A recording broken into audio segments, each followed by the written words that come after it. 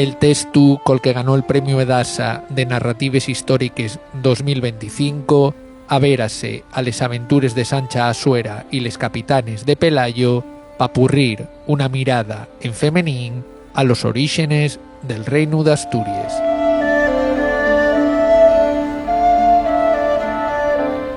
Nacida como La Valentona, el cantar de Sancha Asuera, el cantar del norte narra las aventuras y peripecias de las hermanas Asuera, hijas de Asuera, en un principio vendedoras de vino en los mercados, que van atravesando toda un poco lo que lleva la historia de Asturias, desde los últimos visigodos hasta el nacimiento del reino, y en ese nacimiento del reino Sancha Asuera, La Valentona, va a tener precisamente un papel muy importante, muy destacado y que hasta ahora había pasado muy desapercibido, siendo una de las historias, la de Pelayo y Covadonga, más contadas quizá que tengamos en Asturias.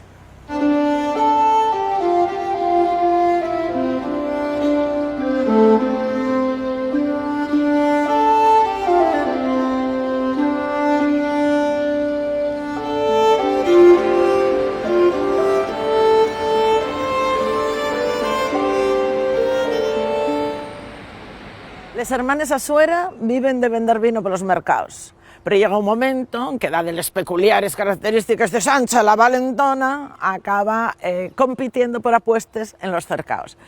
El siguiente paso ya será formar, con la caída del reino visigodo y los sarracenos que empiezan a cobrar los primeros impuestos, conviértense ellas en un batallón que se ocupa precisamente de recuperar los tributos que los musulmanes cobran a las villas. Y de ahí derivará que acabará al servicio de Pelayo, digamos, aunque la polémica y por lo que pasa la historia y porque Pelayo no quería pagar a las mujeres exactamente igual que los paisanos que lo acompañaban, y ella entrará en la villa de Cangas de Onís con sus compañeros disfrazados de moros, que Cangas de Onís estaba tomada por los musulmanes, conquistarán la villa, recibirá a Pelayo con las llaves en la fuente, y a partir de entonces mujeres y paisanos cobrarán exactamente igual a soldada.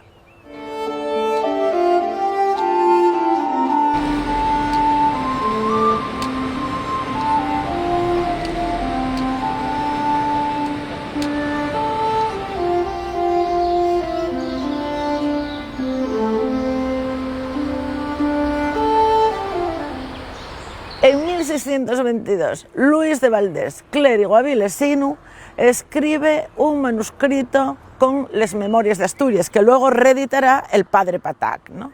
Y ahí es donde narra, donde aparece esta mujer, Sancha Asuera, y se narra esta historia con tu lujo de detalles, aunque brevemente, lógicamente, en una página. A partir de ese momento ya me entró en una curiosidad exacerbada y total, y fue cuando empecé a rastrear fuentes no escritas, fuentes orales, que muchas de ellas están recogidas en la revista Asturias de la Fundación Belenos. Servíme mucho también de ahí. Ellos hicieron mucho trabajo de campo por Cangas, con el musiquén de la Riera, y ya se hablaba, recogían los capitanes de Pelayo, ya se hablaba de ellos como una figura legendaria, pero sobre la que nadie parecía tener duda, con lo cual para mí fue todo sumar uno con otro y es lo que da el pozo, digamos, de la novela.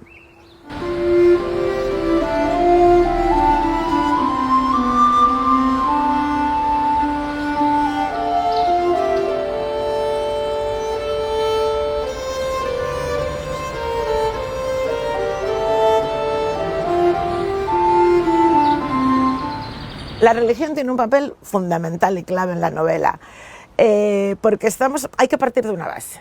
Hay que partir de la base de que en Asturias la cristianización es poca, como en su momento la romanización que la traería fue poca, como en su momento la visigotización fue también mucho menor que en otros lados, y desde luego ya la influencia del Baleato de Munuza y del periodo musulmán poco, ¿no? Entonces se mantienen, yo quería reflejar cómo se mantienen esa visión, esa cosmogonía primitiva del mundo, esa visión ancestral y esos cultos primitivos y primigenios, ¿no? Que por ejemplo los dólmenes y túmulos que había, donde luego pusieron la capilla de la Santa Cruz en Cangas de Onís, porque hay que tener en cuenta cómo realmente en este momento la Iglesia, a través de los monasterios y de los conventos, van tomando posiciones en el territorio y dominándolo y sustituyendo el poder que tenían los señores de las villas.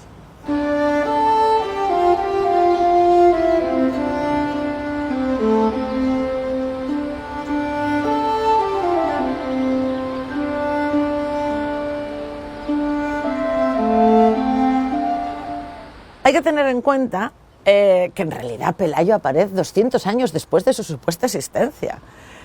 Por tanto, se puede elucubrar todo lo que se quiera sobre su persona y sobre su figura. De ahí fue un poco el hecho de construir ese personaje. Él era un conde espatario de Rodrigo, si es que las historias de Pedro Corral son ciertas. Él era un conde espatario de Rodrigo, un hombre que queda hecho prisionero, un hombre también sin mucha formación. Quien realmente tiene la visión de un reino cristiano es quien realmente está dominado por el dogma de la fe, que es Bernardino. Ese personaje que realmente es el que enarbola esa cruz, que sufrirá 1000 peripecias y que, si hacemos caso de la leyenda, es la que está dentro de la cruz de la Victoria de Asturias.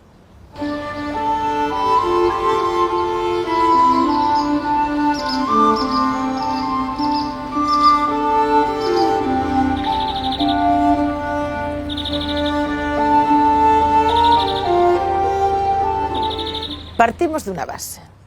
No hay mayor relato de ficción que la historia. La historia parte, la mayoría de las veces, de crónicas medievales escritas a posteriori, muy a posteriori de los hechos que narran. Entonces, realmente, y cuando no, sobre ese sustrato, digamos, bien todo el momento decimonónico. La historia que conocemos está reescrita nuevamente en el siglo XIX por unos señores sentados en su mesa de caoba, donde las otras razas eran un pigmeo disecado y las mujeres tenían la función de llevar el té. Esto quiere decir que, partiendo de esa base, lo guapo, la única verdad, y siempre la más creíble de las mentiras posibles. Y en este sentido yo intenté hacer una novela que fuera creíble, y por eso dieron el premio. Por eso dieron el premio, lo decía el jurado, porque realmente cuando la acababas podía chocarte, pero pensabas que todo aquello podía haber ocurrido así.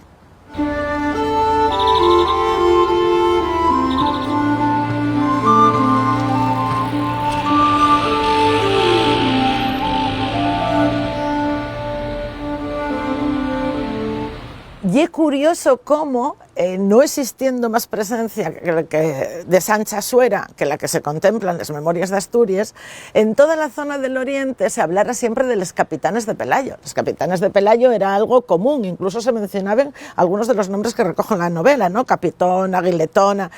Claro, que realmente estas mujeres que todo el mundo dice que existieron fueron del 19, del 8, o del 9 o del 8, ¿quién lo puede decir? Pero a mí eso también me dio pie a recoger esa parte. Y en la novela no solamente los capitanes tienen una presencia importante, ¿no? Los capitanes en el sentido más bélico. Hay que partir de que la novela precisamente sale de cuando una comitiva de mujeres se dirigen al Valle de Orandia a enterrar a Sancha según el rito primitivo y a escondidas, por supuesto, de la iglesia y de los órganos eclesiásticos. Y ahí suben entre ellas Hermesinda, otro personaje claro, porque hay que tener...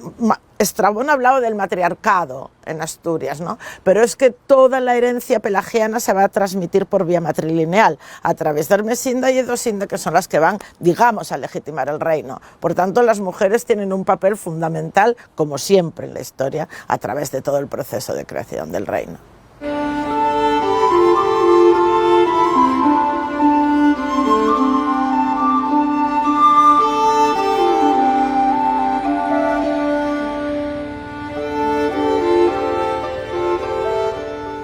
Antes de que tengamos la expansión de la palabra escrita y de los libros, la historia y es pura transmisión oral. Eso era lo que quería reflejar también, porque la novela tiene dos líneas temporales, parte del año 745. Fijaos que ni siquiera no menciona ninguna fecha más, porque de hecho, según los historiadores, Covadonga pudo ser en el 718 o en el 722.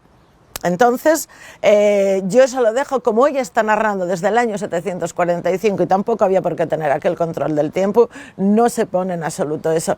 Y ella nárralo,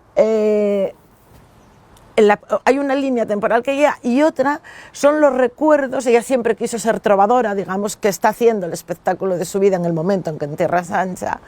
Y la otra línea temporal y que se va mezclando toda la parte del pasado, los recuerdos de ella, los últimos episodios del reino visigodo, la conquista, su propia historia se va tejiendo y entretejiendo a través de unos capítulos que llevan palabras, bueno, que anticipan un poco poco lo que va a pasar, ¿no? Como furia, venganza, traición, duelo.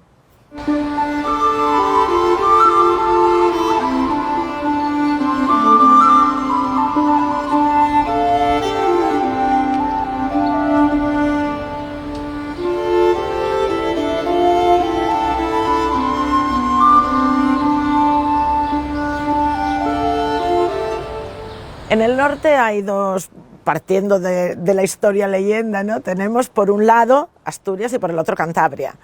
La fusión de esos dos reinos se va a hacer a través de los matrimonios. Es la figura Ermesinda, como heredera de la línea pelagiana, le va a dar legitimidad a Alfonso I para realmente ejercer, digamos, ese reinado. No es una relación de amor, lo vamos a ver, que son relaciones básicamente de poder, de estrategia, digamos, entre los reinos. Pero hay muchas formas de relaciones, de parejas, digamos, que se establecen en la novela, que reflejan también el tiempo que se vive. Por ejemplo, la de Sancha con Albaila. No solamente es una relación entre dos mujeres, sino una relación entre dos mujeres absolutamente distintas, de culturas distintas, de lenguas distintas, que en absoluto, hasta para ellas mismas, es una verdadera sorpresa esa unión que surge casi nada más cuando Sancha descubre su cuerpo lleno de cicatrices y la otra le recuerda a la diosa de su tierra, la diosa guerrera de su tierra, ¿no? O otra, que es muy guapa, es la relación que mantienen Bernardino con la narradora de la trova, que es Aurelia, con Aurelia. Es la barragana, es que esta figura de que los curas tuvieran mujeres es una figura que tenemos hasta las partidas, en las partidas de Alfonso X el Sabio, y hasta el siglo XIII se reconoce exactamente la figura de la barragana y se legisla sobre ella, cuando ya está prohibida desde el Concilio de Letrán.